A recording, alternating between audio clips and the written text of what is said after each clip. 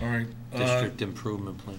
Yeah, we're going to go district improvement plan now. That's page 52 of your board book.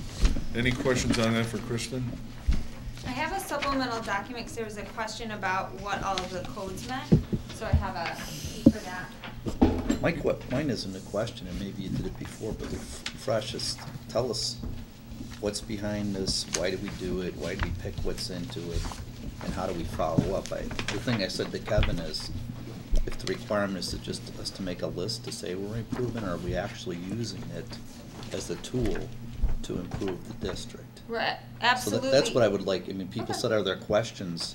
I think if you explained it, maybe you would eliminate a lot of questions. So we absolutely use it as a tool for improvement. So there are, in the Rising Star IARC program, there are a lot of different indicators. And so the codes that I passed around, Dan, you got to pass the code.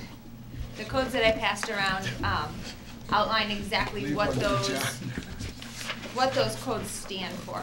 And so as you can see, there are only a few that are required, but we went ahead and assessed all of the indicators. And then from there, we looked at, let's identify the indicators that we would like to work on that align closely to the district goals. And so those were the indicators that we chose. And then from there, we outlined everything that we could do to make progress towards achieving those goals. And since those are tied to our district goals, they would ultimately help us improve or make progress towards the district goals. So that is, a little bit about the background of it. As you look at the indicator types, the document that I passed out, there are no key code explanations because the key code is arbitrary in the state of Illinois. The state of Illinois adopted this program from the Center of Academic Development, and so those codes just kind of came with it. Illinois restructured things and put them in their own spot. So the key codes aren't important, but I gave you a summary of the indicator types and what those stand for. So as you're looking through the documents that I provided you, there was a question about a blank column and how some had dates and some columns did not. And the columns that did not were because those tasks haven't been completed. And so we're still working on some of those things.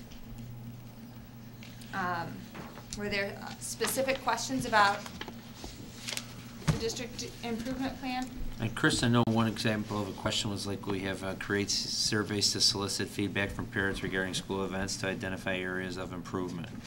I know we've issued in relation to the course selection process and to the curriculum night process. There's also been parent-teacher conferences and residency. Right. So typically those are created through Google form, and then I've been summarizing the results, sharing them at the building level and at the district level when appropriate, and we go over them and kind of make plans for how we can improve that event in the future. So I don't remember getting something like this last year. Did we just miss it? It's every 2 years. It's every 2 years, and this is the first year that we have to do this. And how does it get reported out? So, what's the outcome after this? This is a long list of things to be done. How do you send back information to say we've done these things? So there's a program through Northern Illinois. It's called IARC, and it's what every school has to go in, put in their information, and then the state monitors the completion through that program.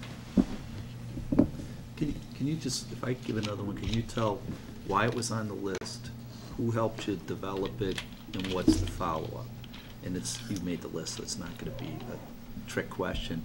So one says create a plan to communicate the RT1 response to intervention manual with parents for the 2013-14 school year. So it kind of ties to one of Kevin's goals, is have more communication. But why does something that get on the list for 100 other items? Who helped develop it? And if we have a plan, is it in a book somewhere? And what will we do next year as a follow-up on it? So the RTI is on there because it helps us achieve that goal that it falls under. So I'd have to look at my other document. But RTI, and so I can get that for you, but RTI is a response to intervention. And so it's the tiered system that we have in place to help students who are not making the progress that they should academically. And so we have universal things that we should do at tier 1, which is about 85% of the students. And then when students are not being successful in that environment, we provide them more intense interventions. And so one of the things that we've identified is that we already do a lot of interventions, but we don't have them organized in a manual. And then we are not communicating that with parents so they can see what we're doing to provide students with assistance academically. So we don't have the manual completed yet. That's one thing that's not completed yet.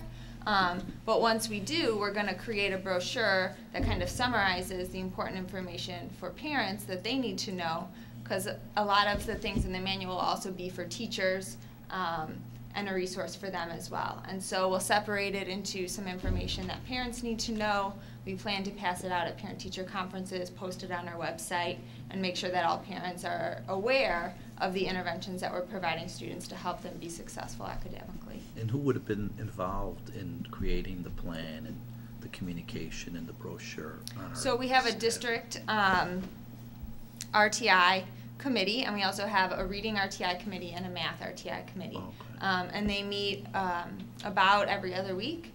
And so the district RTI committee is really responsible for working on the manual and communicating with the 2 other teams.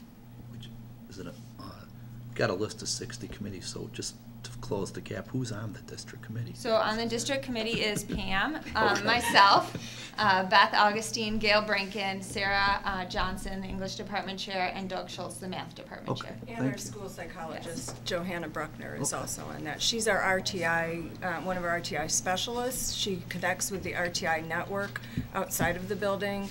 We have an RTI consultant that works with us that comes in and helps us as well. So it's a very robust team, and we meet monthly, I think, don't we?